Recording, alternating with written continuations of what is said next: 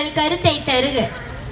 பள்ளியின் மேற்போல் இருக்கும் நம் தலைமை ஆசிரியருக்கும் அதில் கிளைகளாக இருக்கும் நம் ஆசிரியர்களுக்கும் அதிலே கிளைகளாக இருக்கும் நம் மாணவ செல்வங்களுக்கும் கிராமமே என தீர்ப்பு வழங்க காத்திருக்கும் நடுவர் அவர்களுக்கும் திருவென முழிக்கும் எதிரணி அவர்களுக்கும் என் வணக்கத்தை தெரிவித்துக் கொள்கிறேன். நான் இங்கு கிராமத்தை பற்றி பேச வந்துள்ளேன். கிராமம் மிக அழகானது, இயற்கை காற்று சூழ்ந்த இடமாகும். முன்ன பின்ன தெரியாதவர்களை சாரி கூப்பிட்டார், அது நகர மக்கள். அதுவே அண்ணன் என்று கூப்பிட்டால் அதுதான் கிராம மக்கள். கிராமத்தில் ஒருவர் தீக்குளித்தால் கிராம மக்கள் காப்பாற்றுவதற்கு முயற்சி செய்வார்கள். ஆனால் நகரத்தில் அப்படி அல்ல, செல்ஃபி எடுத்து ஸ்டேட்டஸ் வைப்பார்கள். கிராமத்தில் பொங்கல் பண்டிகை அன்று பொங்கல் செய்து பகிர்ந்து உண்பார்கள். ஆனால் நகரத்தில் அப்படி இல்லை, நம்ம கிட்ட கேட்டுருவாங்களோ என்று குக்கர்லயே பொங்கல் வைத்து சாப்பிடுவார்கள். நடுவர் அவர்களே, உங்களுக்கு ஒரு கேள்வி. சொல்லுங்க.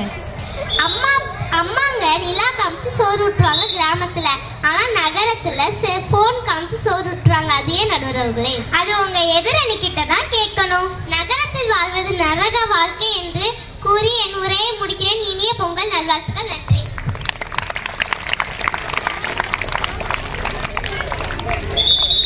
இவங்களை பார்த்தா குயில் மாதிரி இருக்கு, ஆனா பேச்சை கேட்ட எக்ஸ்பிரஸ் ரயில் மாதிரி இருக்கு.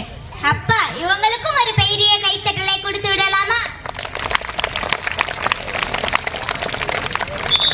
நகரத்தை பற்றி பேசும் நம் பேச்சில் அசத்தும் நம் பிரகதி வருக, உங்கள் கருத்தை தருக. அன்னை தமிழின் ஆன்றோருக்கும் சான்றோருக்கும் பட்டிமன்ற தலைவருக்கும் நகரம்தான் சிறந்தது என்று கூற வந்துள்ளேன். கிராமத்தில் பார்த்தீங்கன்னா எந்த மருத்துவமனை கிடையாது, பெரிய இடங்கள் கிடையாது, எந்த வசதிகளும் இருக்காது, ஏன் ஒரு அலுவலகம் கூட இருக்காது.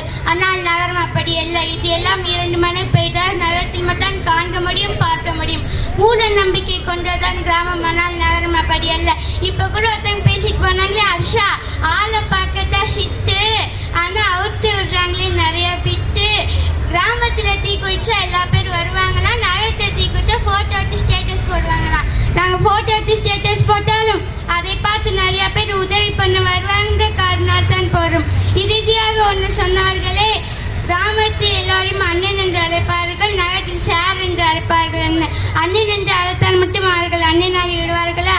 எனவே பண்பாட்டில் சிறந்தது நகரமே என்று தீர்ப்பு வழங்குமாறு பணிவன்புடன் கேட்டுக்கொண்டு என் உரையை முடிக்கிறேன். அனைவருக்கும் இனிய பொங்கல் நல்வாழ்த்துக்கள்.